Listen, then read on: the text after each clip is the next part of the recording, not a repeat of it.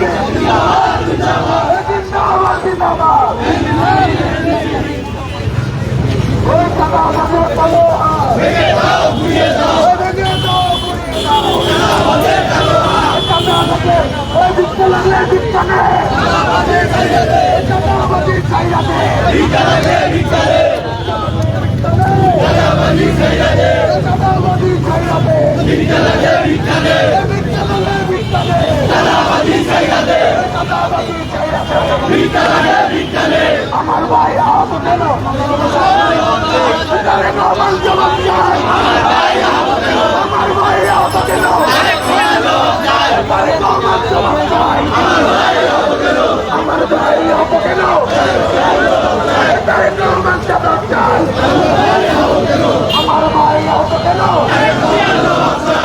Allah